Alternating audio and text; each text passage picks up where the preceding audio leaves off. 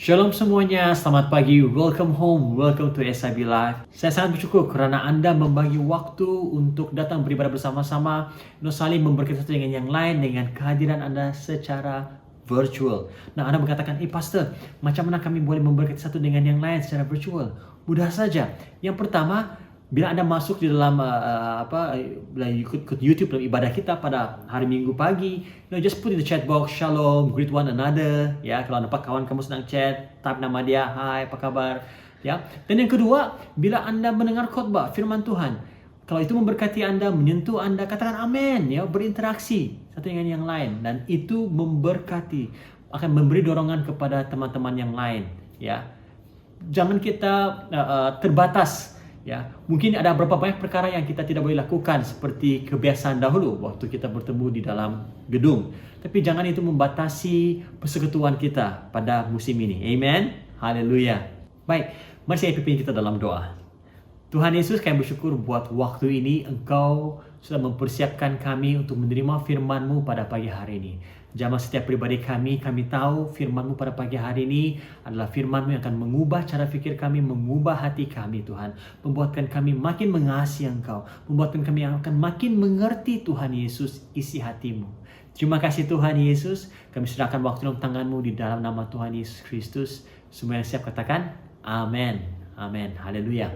Sebagian daripada Anda tahu bahwa saya membesar di Sandakan Sabah. Nah, pertanyaannya bagaimana orang Sarawak yang berbangsa Lumbawang, satu keluarga orang Sarawak boleh berada di Sandakan pada tahun 80-an? Senang saja. Itu karena bapa saya bekerja sebagai police inspector. Jadi, sebagai police inspector, dia diposkan beberapa tempat. Nah, bapa saya pada tahun 82, dia membawa kami seisi keluarga pindah ke Sandakan Sabah. Dan pada waktu itu tahun 70-an, 80-an, Sandakan dikenal sebagai The Little Hong Kong. Alright? So, saya masih ingat waktu itu saya masih kecil dan bapa saya membawa saya dan kakak saya pergi ke balai polis tempat dia bekerja. Dan saya masih ingat betul saya nampak orang dalam penjara, kan ada tahanan lokap sementara itu. Jadi dalam balai polis ada lokap. Jadi saya melihat ada beberapa orang dalam penjara. Dan saya beritahu dengan bapa saya. Hari itu hari Kamis yang lalu saya message bapa saya, Dad, I still remember you brought us to police station. Ya, saya beritahu dengan bapa saya. Saya masih ingat tu pengalaman. Kemudian apa dia beritahu dengan saya? Dia kata, sebenarnya hari tersebut, lawatan tersebut bertujuan untuk kasih ingat kamu, jangan buat jenayah, jangan jadi orang nakal, jangan jadi orang yang jahat. Kalau kamu nakal, kamu jahat, kamu buat kejahatan, masuk dalam penjara seperti orang-orang ini. Wow, waktu itu saya umur 5 tahun, mana saya paham kan? Tapi ya, pada waktu itu saya melihat bahwa balai polis merupakan tempat yang selamat. Kenapa? Balai polis dipenuhi dengan polis, betul? Dan penuhi dengan dan dijaga oleh orang-orang yang bersenjata. Ya, tempat yang selamat. Nah, selain mendapat balai polis, kami tinggal di quarters polis, tempat kediaman khusus untuk anggota polis dan keluarganya. Jadi itu juga merupakan tempat yang selamat bagi saya. Nah, pada waktu itu saya melihat bahwa balai polis dan quarters polis adalah tempat yang aman, tempat yang selamat.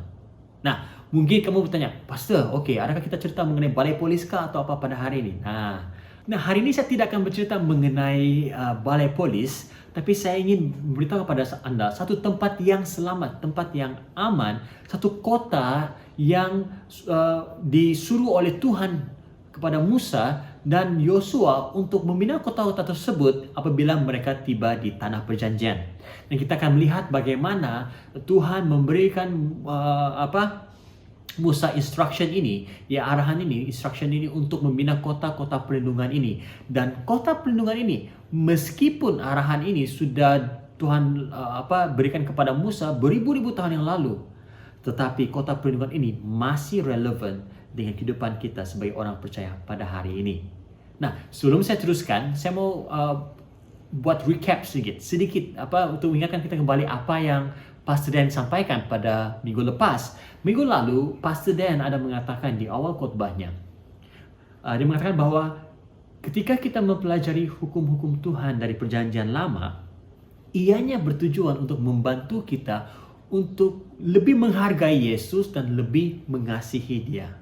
Ada amin? Ya, Ini juga akan membantu kita untuk memahami bagaimana Yesus menggenapi hukum di Perjanjian Lama. Seperti apa yang Yesus katakan dalam Matius pasal 5 ayat 17. Dan juga dengan mempelajari hukum-hukum Tuhan di Perjanjian Lama ini akan membantu kita memahami apa artinya hidup di bawah rahmat, grace, dan bukan di bawah hukum. Are you guys following me? Amen. So mari kita buka firman Tuhan kita di dalam Keluaran. Ya, Keluaran pasal yang ke-21 ayat 12 hingga 17. Saya akan baca dalam terjemahan bahasa Indonesia. Siapa yang memukul seseorang sehingga mati, pastilah ia dihukum mati. Tetapi jika pembunuhan itu tidak disengaja, melainkan tangannya ditentukan Allah melakukan itu, maka aku akan menunjukkan bagimu suatu tempat kemana ia dapat lari. Tetapi apabila seseorang berlaku angkara terhadap sesamanya, hingga ia memenuhinya dengan tipu daya, maka engkau harus mengambil orang itu dari mezbahku, supaya ia mati dibunuh. Ayat 15, siapa yang memukul ayahnya atau ibunya, pastilah ia dihukum mati. Siapa yang menculik seorang manusia, baik ia telah menjualnya, baik orang itu masih terdapat padanya, ia pasti dihukum mati. Siapa yang mengutuki ayahnya atau ibunya, ia pasti dihukum mati. Wow. Nah, tajuk khotbah saya pada pagi ini adalah kota perlindungan kita. Our city of refuge, kota perlindungan kita. Ya, mungkin ada di antara Anda yang sedar ataupun tidak sedar bahwa di dalam hukum Musa tidak dinyatakan mengenai penjara, tidak dinyatakan mengenai hukuman penjara. Ya. Yang kita boleh lihat dalam Perjanjian Lama, hukum-hukum ini berbicara mengenai kalau orang itu melakukan kesalahan, orang ini akan direjam dengan batu sampai mati, dipukul, disaman, didenda, tapi tidak pernah Anda baca hukuman penjara. Nah, ada sejarawan mengenal pasti bahwa, instead of imprisonment, apa yang berlaku adalah sistem perhambaan yang ada di kalangan orang Yahudi pada waktu itu menggantikan sistem penjara yang kita tahu pada hari ini. Ya, mereka menggunakan sistem perhambaan instead of sistem penjara. Ada dapat tangkap? Nah, oleh itu, bila kita melihat minggu lepas pastinya berbicara mengenai hukum mengenai dan bagaimana bangsa Israel harus melayani hamba-hamba mereka. Ya, nah sistem perhambaan ini adalah sama tujuan dia ataupun Anda boleh katakan salah satu proses di mana para penjenayah, orang yang melakukan kesalahan ini melalui proses rehabilitasi, proses pemulihan, ya. Dan ini juga membantu orang-orang yang miskin, orang-orang yang bergantung kepada mereka, yaitu penjara ini, ya. So penjara, sistem penjara adalah sesuatu yang asing bagi sistem kehakiman bangsa Yahudi pada zaman itu. Setiap orang di dalam komuniti orang Yahudi ini mempunyai peranan yang penting. Ya, boleh saja orang yang melakukan jenayah itu adalah seorang bapa ataupun seorang anak lelaki yang bertanggung jawab untuk memberi nafkah kepada keluarga mereka.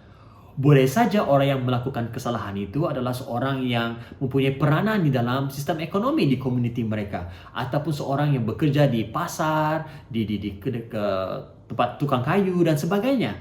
Jadi bayangkan, jikalau orang yang melakukan jenayah ini dipenjarakan, ini akan memberi kesan kepada keluarganya yang bergantung kepadanya. Ini akan memberi kesan kepada sistem ekonomi pada waktu itu. Ini akan memberi kesan kepada majikannya, teman-temannya yang bergantung kepada tenaganya, pekerjaannya.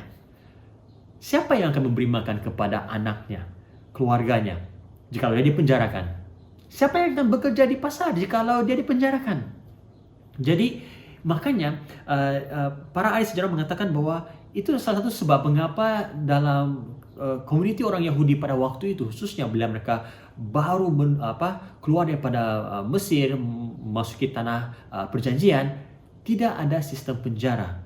Karena setiap orang Yahudi memainkan peranan yang penting dalam komuniti masing-masing. Anda bertangkap sangat ini? Nah, jadi bila seseorang dibunuh, bila seorang dibunuh, ya, kematian orang tersebut pasti memberi impak, memberi kesan kepada keluarga, kepada komunitinya. Bayangkan. Nah, Tuhan mengasihi setiap manusia. Tuhan mengasihi jiwa. Ya, makanya dalam ayat yang ke-12 hingga 17 berbicara mengenai 4 kesalahan, 4 jenayah yang membawa kepada hukuman mati. Ya. So ada 4 kesalahan jenayah yang membawa kepada hukuman mati. Ya, kita melihat dalam ayat 12 mengatakan, sekali saya baca, siapa yang memukul seorang hingga mati, pastilah ia dihukum mati. Tapi jika pembunuhan itu tidak disengaja, melainkan tangannya ditentukan Allah melakukan itu, maka aku akan menunjukkan bagimu suatu tempat kemana ia dapat lari. Tetapi apabila seseorang berlaku angkara terhadap samanya, hingga ia membunuhnya dengan tipu daya, maka engkau harus mengambil orang itu dari mezbahku supaya ia mati dibunuh. Ketika 3 ayat ini memfokuskan pada 2 jenis pembunuhan, yaitu membunuh dengan niat, itu ayat 12 hingga 14 berbicara mengenai membunuh dengan niat, dan juga yang kedua, membunuh dengan tidak sengaja ataupun membunuh tanpa niat. Ya, ayat 13 ya. Nah, hukum yang disenaraikan dalam ayat ini adalah hukum yang expanded, yang daripada salah satu daripada 10 hukum Taurat yang Tuhan bagi kepada Musa dalam pasal yang ke-20, yaitu apa? Jangan membunuh. Nah, dalam ayat 15 hingga 17 berbicara mengenai hukum yang berkaitan dengan hubungan seseorang itu dengan ibu bapa mereka. Ya, kalau mereka mengutuk, mereka mengkasari, mencederakan ibu bapa mereka sampai mati ataupun mencederakan mereka, hukumannya adalah hukuman mati. Dan 2 ayat tersebut berbicara mengenai apa? Juga menyentuh mengenai salah satu daripada 10 hukum tersebut, yaitu hormati ayah dan ibumu. Nah, ayat 16 bicara mengenai apa? Menculik, ya. Jangan kau menculik atau mencuri orang, ya. Ya, baik menjualnya ataupun memelihara menangkap orang tersebut atau menyimpannya dengan paksa. Dan ini juga kesannya adalah besar kepada community ataupun oleh keluarga orang yang diculik tersebut. Anda tertangkap sini. Dan oleh itu, Tuhan sangat mengambil serius kesalahan yang berkaitan dengan nyawa orang.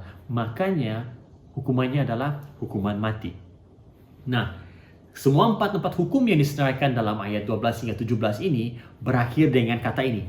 Pastilah dia dihukum mati. Kamu perhatikan, kalau buat ini Tuhan katakan akibatnya dia akan dihukum mati. Melakukan ini akibatnya dia akan dihukum mati. Namun, kalau Anda perhatikan, ya, firman Tuhan tidak menjelaskan dengan detail mengenai apakah jenis hukuman mati. Apakah jenis hukuman mati? Adakah digantung, dilempar dengan batu, ditikam dan sebagainya? Tidak dengan detail, khususnya dalam ayat ini, ya. Dan juga tidak dinyatakan siapa yang layak untuk menjatuhkan hukuman mati tersebut. Siapakah yang layak untuk mungkin mencabut nyawa penjenayah tersebut?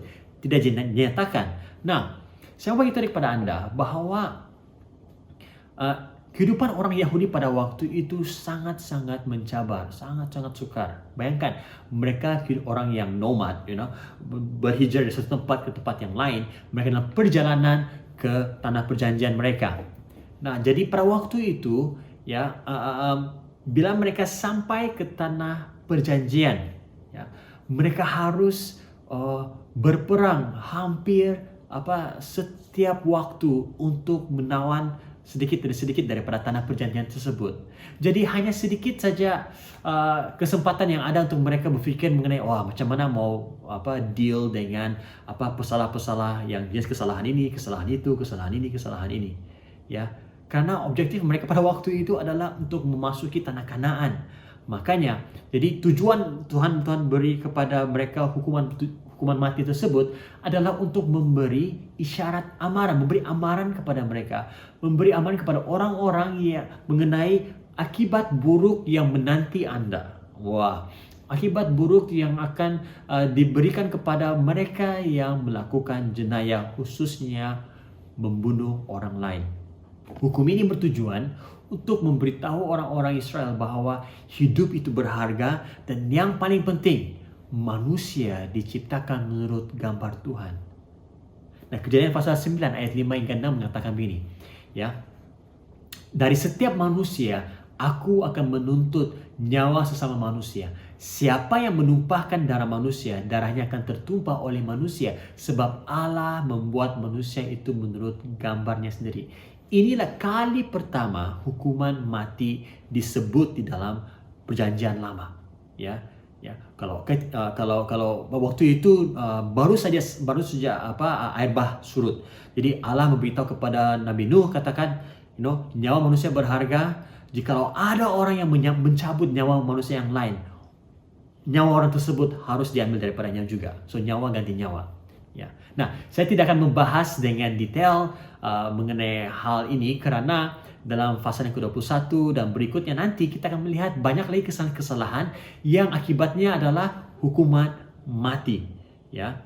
Tapi pada hari ini saya mau kita fokus kepada ayat 13. Oke, ayat 13 ini dikatakan bahwa jika pembunuhan itu tidak disengajakan, maksudnya membunuh tanpa niat, ya, Tuhan menetapkan satu tempat untuk orang tersebut lari, menyelamatkan dirinya ke tempat tersebut. Nah, dan ini berbicara mengenai kota-kota perlindungan. Ya, kita akan lihat. Nah, nanti saya akan tunjukkan pada kita bagaimana Allah memberitahu kepada Musa dengan lebih jelas dan seterusnya. Joshua pun diberikan arahan dengan lebih jelas di manakah kota-kota tersebut.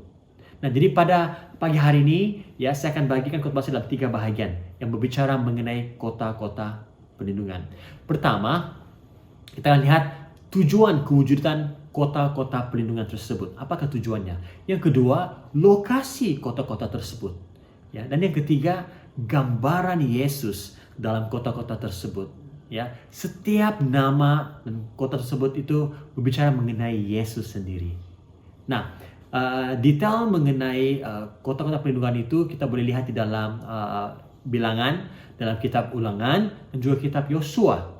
Dan dalam Yosua pasal 20 ayat 7 hingga 8 dengan spesifik Allah memberitahu kepada Yosua apakah nama-nama kota tersebut. Ya, nama kota tersebut adalah Kadesh, Sikem, Hebron, Bezer, Ramot, dan juga Golan. 6 kota-kota perlindungan semuanya.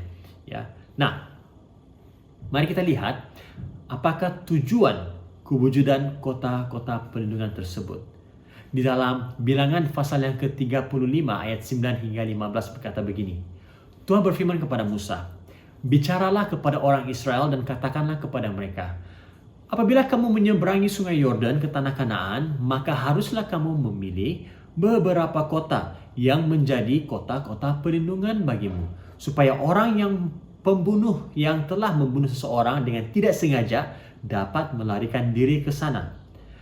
Kota-kota itu akan menjadi tempat perlindungan bagimu terhadap penuntut balas, supaya pembunuh jangan mati sebelum ia dihadapkan kepada rapat umat untuk diadili. Maksudnya sebelum dia dihadapkan kepada mahkamah, pada waktu itu.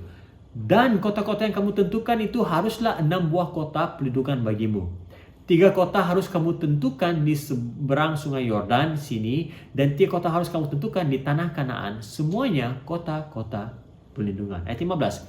Ke-6 kota itu haruslah menjadi tempat perlindungan bagi orang Israel dan bagi orang asing dan pendatang di tengah-tengahmu, supaya setiap orang yang telah membunuh seseorang dengan tidak sengaja dapat melarikan diri ke sana." Nah, so kota-kota ini berfungsi sebagai perlindungan.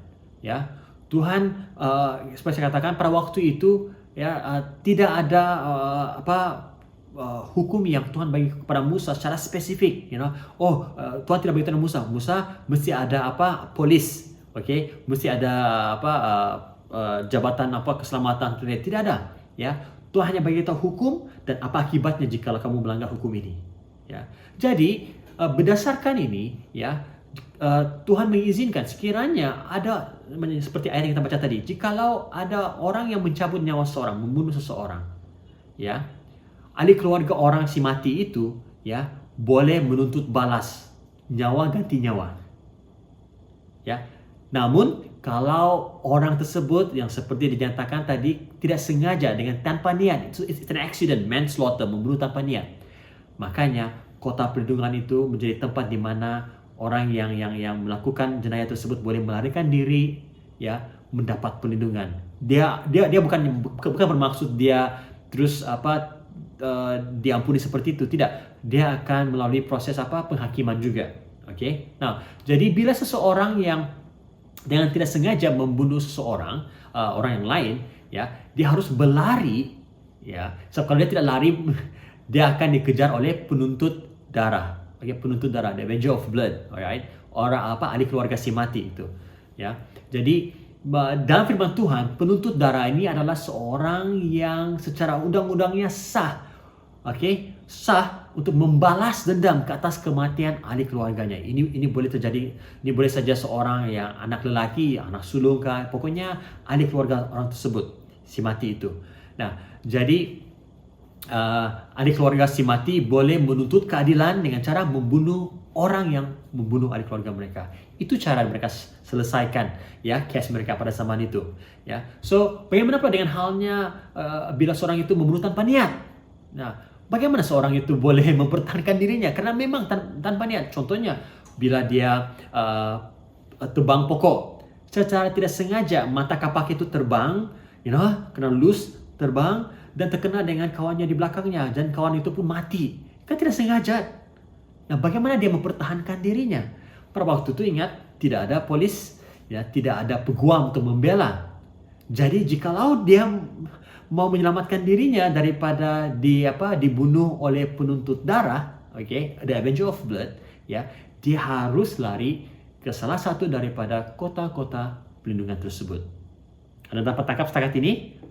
Now, bila orang yang melakukan jenayah itu sampai ke pintu gerbang kota tersebut, dia harus berteriak, panggil siapa yang ada di kota tersebut dan bagi tahu, "Hey, tolong saya dengan tidak sengaja membunuh ini si Anu begitu. Izinkan saya masuk." Nah, jadi orang itu akan diberikan masuk, ya, masuk ke dalam sana, dan apa yang berlaku adalah bila dia masuk ke dalam kota perlindungan tersebut, si penuntut darah ini, orang yang ditugaskan untuk membalas dendam ini, tidak boleh mengapa-apakan orang tersebut. Dia tidak boleh masuk ke kota tersebut dan membunuh orang tersebut. Tidak boleh. Dia harus berada di luar kota tersebut. Jadi apabila berada dalam kota tersebut, ya, penjenayah itu akan diadili. Dia akan dibawa dan dia diadili, di mana imam tinggi pada waktu itu, high priest pada waktu itu akan mengadili case-nya, dan berdasarkan daripada mendengar case-nya dan berdasarkan hikmat daripada Tuhan, dia akan ditentukan sama ada dia bersalah atau tidak. Nah, kalau memang dia tidak bersalah, ya, memang membunuh tanpa niat, dia akan dibenarkan untuk tinggal di dalam kota perlindungan tersebut. Namun, dia tidak boleh keluar daripada kota perlindungan tersebut, karena apabila dia keluar daripada kota perlindungan tersebut, secara otomatis si penuntut darah itu boleh membunuh orang tersebut dan dia tidak akan kena apa-apa hukuman, ya. Maksudnya dia boleh kena bunuh lah. Nah, jadi orang yang membunuh tanpa niat itu, ya, dia harus tinggal di dalam kota perlindungan tersebut sampai bila? Sampai kematian imam tinggi pada waktu itu, high priest pada waktu itu, ya. Jadi ketua imam bertanggung jawab untuk mengadili semua kes-kes yang berlaku di sana, dan orang yang mau balik ke kampung halaman mereka hanya boleh balik apabila ketua imam, kepala imam itu yang pada waktu itu meninggal dunia, barulah dia boleh keluar dari kota tersebut. Wow, menarik kan, ya, sistem kehakiman pada waktu itu. Nah, jadi yang berikutnya, selain daripada menjadi tempat pelindungan, kota perlindungan itu adalah menjadi satu tempat pusat pemulihan, ya, rehabilitation center, pusat pemulihan. Di dalam kota perlindungan ini, ianya didiami oleh suku Lewi. Suku Lewi adalah golongan suku yang melayani di bait Allah, di rumah Tuhan, dan mereka juga orang yang mengajar firman Tuhan, nilai-nilai Tuhan kepada bangsa Israel. Nah, bayangkan orang yang melakukan jenayah ini, bila mereka dikelilingi oleh orang-orang Lewi, pasti dengan ajaran-ajaran yang diberikan kepada mereka, pasti akan ada perubahan. Harap-harap ada perubahan, right? Ya, apalagi community yang seperti itu, yang takut akan Tuhan, pasti perubahan terjadi. Amen. Ya, jadi kota perlindungan ini bertindak sebagai satu pusat pemulihan lah, pusat pemulihan. Ya. Nah, yang kedua, kita maju terus ya. Yang kedua adalah bicara mengenai lokasi kota-kota tersebut. Apa yang menariknya dengan lokasi kota-kota perlindungan ini? Nah, lokasi kota tersebut yang pertama itu disediakan untuk semua orang, available for everybody. Ya, Tuhan menyediakan 6 kota-kota perlindungan. Tuhan beritahu Musa dan juga Yosua 6 kota perlindungan. Ini tujuan dia supaya semua orang yang mau ke kota tersebut dapat lari ke kota tersebut ya dengan mudah. Ya, paling jauh pun satu hari punya perjalanan saja. Ya, tapi selalunya jarak kota-kota itu dari satu kota ke kota yang lain itu hanyalah 1 hari atau setengah hari perjalanan. Jadi tujuannya supaya semua orang yang benar-benar yang tidak bersalah, yang perlukan perlindungan, boleh berlari, boleh mendapat perlindungan di kota tersebut dengan cepat. Ya, so dimanapun orang tersebut berada, apapun bangsa mereka, apapun kesalahan mereka lakukan, jikalau mereka ingin ke kota perlindungan tersebut, mereka dapat pergi dengan cepat. Ya.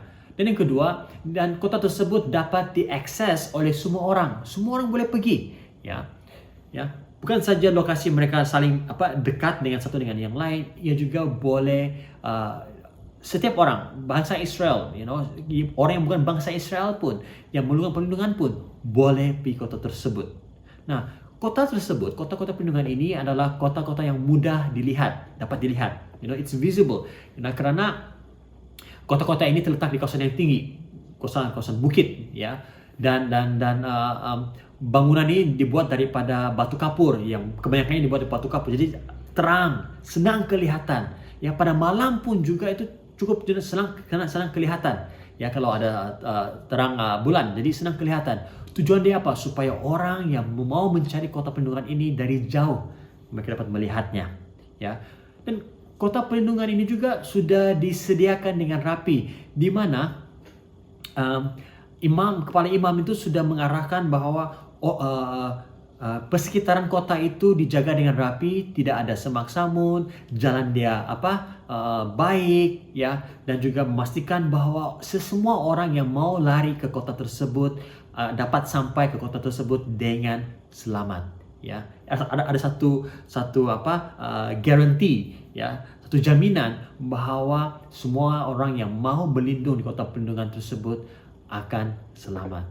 Memang dijaga betul kawasan tersebut. Apalagi jalan yang menuju kepada kota tersebut itu pun dijaga dengan rapi, ya, tidak ada lubang-lubang dan tidak ada yang menghalang jalan tersebut. Pokoknya senang untuk mereka pergi ke sana, ya.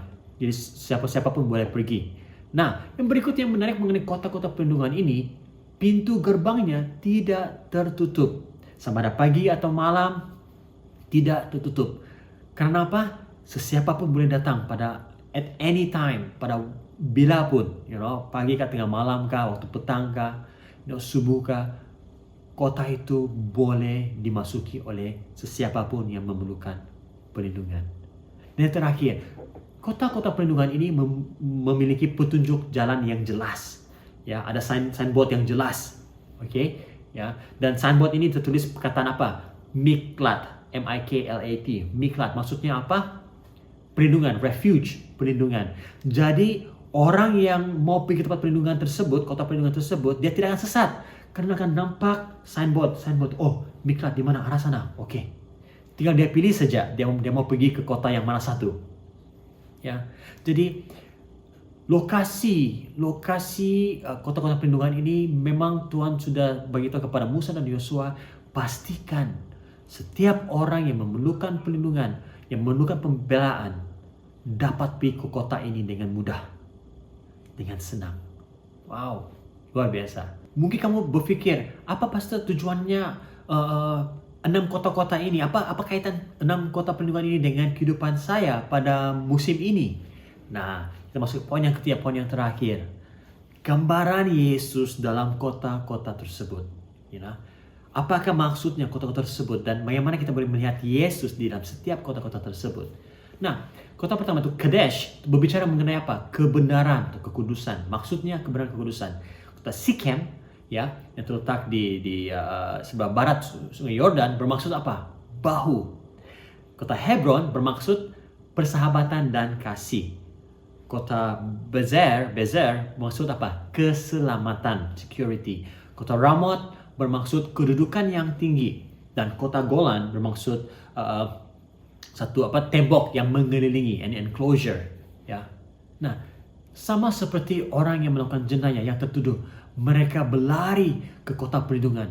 Begitulah kita berlari kepada Yesus, membawa dosa-dosa kita, membawa pergumulan kita, datang kepada Tuhan, mengakui dosa kita kepadanya. Setiap kita telah membunuh seseorang, kita mengambil nyawa seseorang, dan orang tersebut adalah Yesus. Karena pelanggaran kita terpisah daripada Tuhan. Karena pelanggaran kita dikutuk. Karena pelanggaran kita seharusnya mengalami kematian kekal.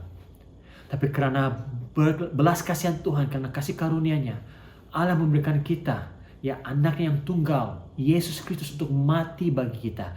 Dia adalah imam agung, imam tertinggi, yang telah mengambil tempat kita, yang telah memastikan bahwa kita menjadi orang yang dibenarkan, mengampuni kita daripada semua dosa-dosa kita. Dan dengan kasih karunia Tuhan memberikan anaknya Yesus Kristus sebagai imam agung bagi setiap kita. 2000 tahun yang lalu imam agung kita, yaitu Yesus Kristus, mati di kayu salib bagi saya dan Anda semua. Itulah imam agung kita, yaitu Yesus Kristus. Ibrani pasal yang ke-7 ayat 23 hingga 25 mengatakan begini. Dan dalam jumlah yang besar mereka telah menjadi imam karena mereka dicegah oleh maut untuk tetap menjabat imam. Tetapi karena ia tetap selama-lamanya, yaitu Yesus, imamatnya tidak dapat beralih kepada orang lain. Karena itu ia sanggup juga menyelamatkan dengan sempurna semua orang yang oleh Dia datang kepada Allah. Sebab itu ia hidup senantiasa untuk menjadi pengantara mereka, dan itulah Yesus Kristus kita. Amen. Ya. Nah, ingat kembali 6 kota tersebut. Kadesh bicara mengenai apa? Maksudnya apa? Kebenaran. Kristus adalah kebenaran kita dalam 1 Korintus pasal 1 ayat 30. Sekem bermaksud apa? Bahu. Yesus mengangkat kita di bahunya seperti gembala, ya, dia gembala yang baik, mencari kita, domba yang hilang. Bila dia menemukan kita, dia mengangkat kita di bahunya. Amen.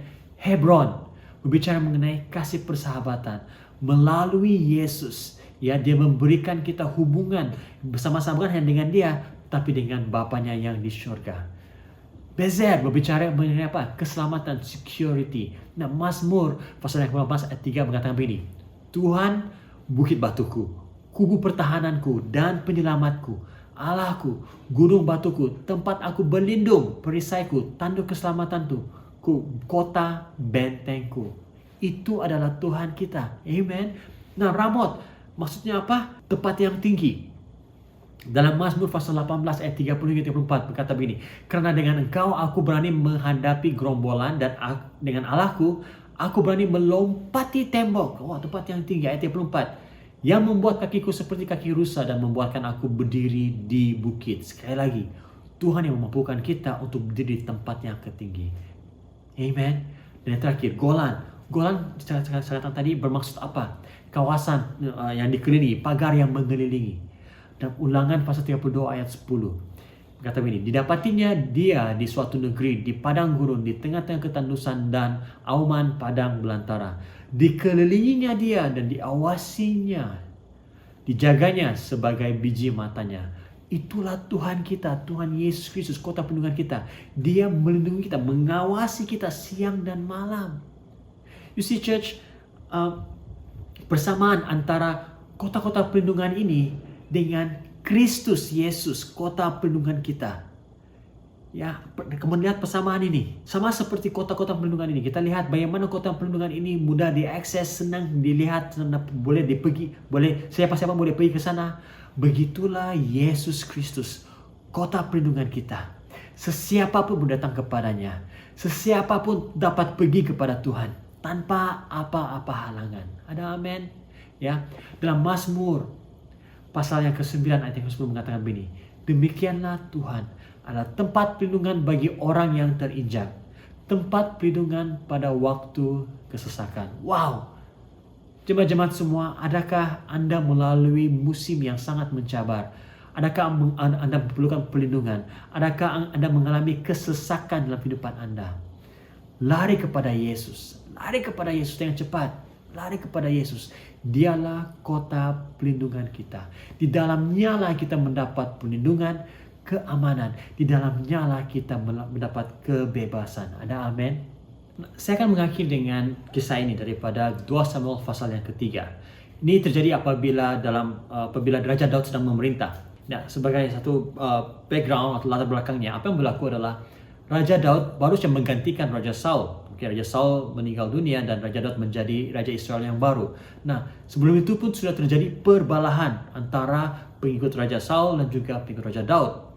Nah, Yoab merupakan ketua panglima tentara Raja Daud, manakala Abner adalah panglima tentara Raja Saul. Apa yang berlaku adalah saudara Yoab, yaitu bernama Asahel, mengejar Abner dan dia tidak mau dengan tujuan untuk mencederakannya ataupun membunuhnya. Nah, Abner berkali-kali mengatakan jangan kejar saya. Dan apa yang berlaku adalah demi mempertahankan dirinya, akhirnya Abner membunuh Asahel. Nah, itu karena apa? Tidak sengaja, ya. Jadi Yoab mau menuntut balas, menuntut dendam. Jadi dia menjadi apa? Penuntut darah.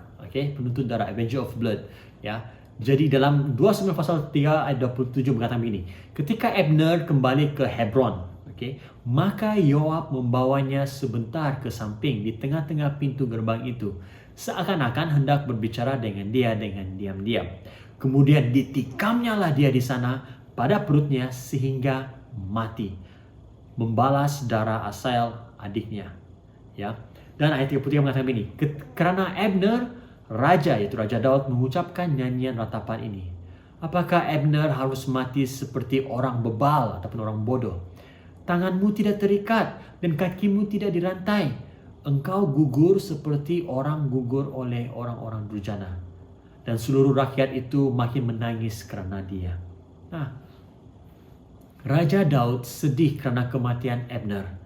Tetapi mengapa dia mengatakan bahwa Abner, kenapa kau mati seperti orang bebal, orang bodoh?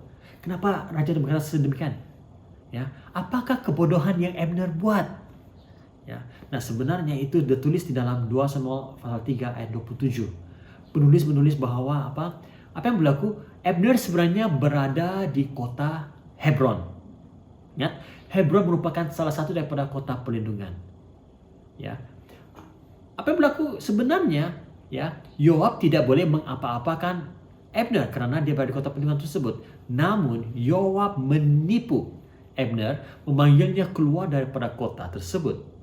Apabila dia berada di luar kota tersebut, Abner tidak selamat, Abner tidak dilindungi. Ingat, ya. Jadi karena kebodohannya, Abner ingat dia oke saja. Jadi dia ingat Yoab hanya mau berbincang dan sebagainya. Maka Yoab membunuh Abner di luar daripada kota tersebut. Abner meninggal, mati sebagai seorang yang bebal. Nah, jemaat-jemaat semua, firman Tuhan pada hari ini menuntut respon daripada kita. Adakah Anda akan berlari kepada Yesus, kota perlindungan kita? Jangan menjadi seperti Abner yang dia ingat bahwa dia selamat apabila dia berada di luar daripada kota perlindungan. Nah, itu yang musuh-musuh kita akan lakukan. Mereka akan menipu kita, mau kita keluar daripada perlindungan Tuhan. Mungkin ada di antara Anda berlari ke kota perlindungan yang salah. Ya. Bukannya kepada Tuhan, tapi Anda berlari kepada apa? Uang, kerja Anda, hubungan Anda, cita-cita personal, your personal ambition. Itu menjadi tempat perlindungan Anda. Tapi kamu tahu bahwa apa? Itu tempat perlindungan tersebut tidak boleh membawa Anda selamat. Tidak boleh menjamin keselamatan Anda. Pada hari ini, apa keputusan Anda? Adakah Anda mau berlari kepada Yesus? Yang kedua, mungkin ada di antara Anda seperti Abner, ya, hidupnya di dalam dan luar daripada kota perlindungan. Kamu hidup luar dan di dalam daripada Tuhan. Sekejap jadi orang percaya, sekejap tidak, ya. Kamu hidup double standard, ya. Kamu ingat bahwa it's okay kalau sekejap saya menjadi orang Kristen, sekejap biar saya hidup seperti diri saya sendiri. Berhati-hati semua, berhati-hati. Mungkin kita tidak akan ada kesempatan untuk balik masuk ke dalam kota perlindungan kita bila musuh menerkam kita, bila maut mengejar kita.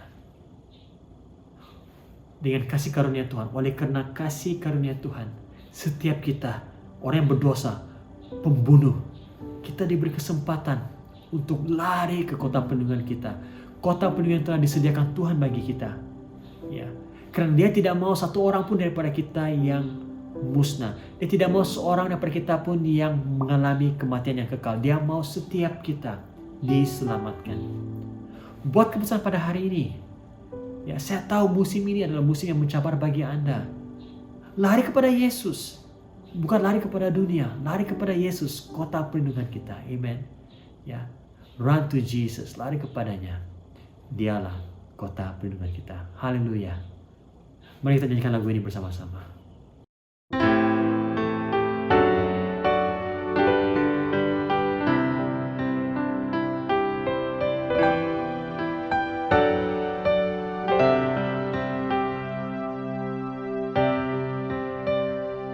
Burung pun kau perhatikan, dan tanganmu menjagaku.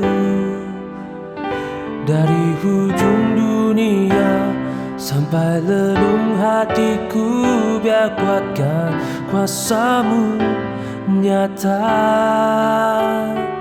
Kau memiliku Tuhan. Semua malaikat tahu untuk kemuliaan-Mu, menjadi saksimu, penuh kasih dan anugerah-Mu. Dan ku berlari padamu, pada firman-Mu. Bukan kuat, bukan gagah, tapi oleh Roh Kudus, ya ku kan berlomba sampai ku pandang wajah-Mu, biar ku hidup dalam kasih-Mu yang mulia.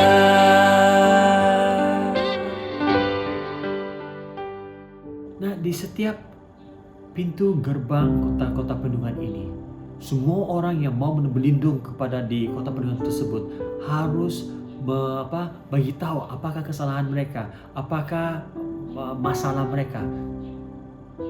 Mereka datang mengaku, ya saya buat silap, saya tidak sengaja membunuh si Anu dan si Anu. Dan dengan itu barulah case mereka didengar, barulah mereka diterima masuk ke dalam kota perlindungan tersebut. Sama halnya dengan kita pada hari ini, datang kepada Tuhan, ucapkan, ya, akui dosa-dosa kita di hadapan Tuhan. Dia mau mendengar setiap suara kita.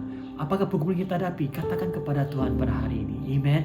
Ya, Tuhan Yesus adalah kota perlindungan kita. Nah, dimanapun Anda berada, angkat tanganmu saat ini, saya berdoa bagi Anda. Tuhan, Engkau adalah Imam Agung kami. Engkau adalah Tuhan, kota perlindungan kami, tempat kami mendapat istirahat, tempat kami mendapat keselamatan, tempat kami menjadi perlindungan kami, Tuhan.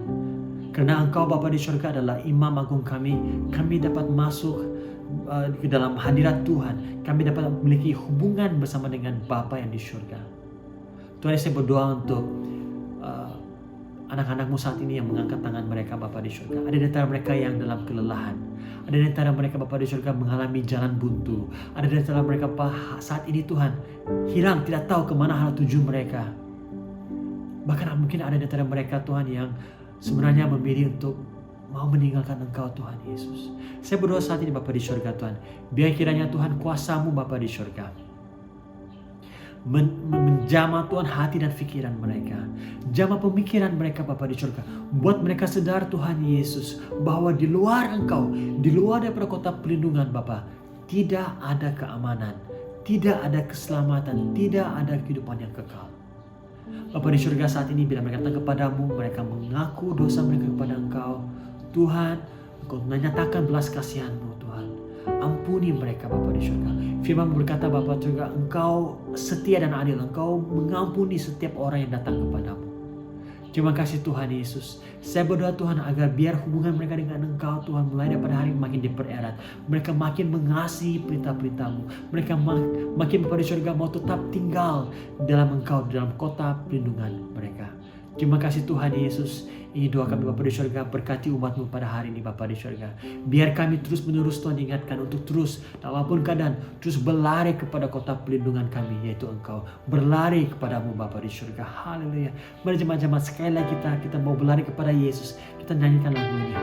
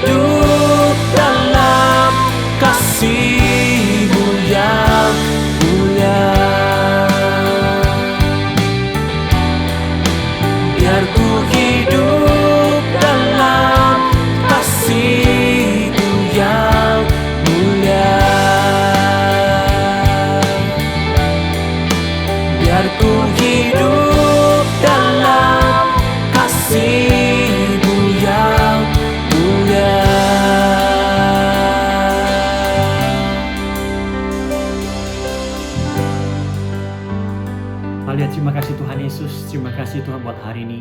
Terima kasih Tuhan buat kekuatan yang Kau berikan. Terima kasih buat berkat yang kami terima pada hari ini Tuhan. Persekutuan yang indah bersama-sama dengan teman-teman siman kami yang lain. Bapa di surga, kami bersyukur Tuhan karena firman-Mu bicara pada setiap pribadi kami pada hari ini. Termasuk hamba-Mu Tuhan sendiri. Tuhan, saya berdoa Tuhan Kau berkati setiap anak-anak-Mu pada hari ini. Dimanapun mereka berada Tuhan, lindungi dan pelihara mereka. Dan jemaat-jemaat semua, angkat tangan-Mu saat ini. Saya mau berdoa melepaskan berkat Tuhan atas setiap Anda. Jangan takut dimanapun Engkau berada. Kuasa Tuhan bersama-sama dengan Anda. Dia akan melindungi Anda, menutup bungkusi Engkau dan sisi keluargamu dengan kuasa darahnya. Jangan takut dengan sakit penyakit, apapun yang berlaku di sekelilingmu, jangan takut. Karena tidak satu pun yang dapat memisahkan engkau daripada kasih Tuhan. Percaya dalam musim ini, Tuhan tetap setia bersama-sama dengan Anda. Tuhan akan menjadikan Anda sebagai kepala dan bukannya menjadi ekor. Asal engkau tetap setia melakukan perintah Tuhan. Terima kasih Tuhan, berkati umat-Mu Bapa di surga Tuhan. Biar kemuliaan-Mu terus nyata dalam kehidupan kami. Haleluya, kami bersyukur untuk semua ini Tuhan Yesus. Di dalam nama Tuhan Yesus, semua anak Tuhan yang mengasihi Tuhan katakan amin, amin, haleluya. Berkat Tuhan Yesus Kristus, amen, amen, haleluya. Terima kasih semuanya jemaat-jemaat Tuhan ya. Jangan lupa untuk bersama-sama dengan kami dalam We Pray setiap hari Rabu pada 8:30 malam dan hari Sabtu pada pukul 9 pagi. Tuhan memberkati semuanya ya. Stay safe. Jumpa Anda pada minggu hadapan. God bless.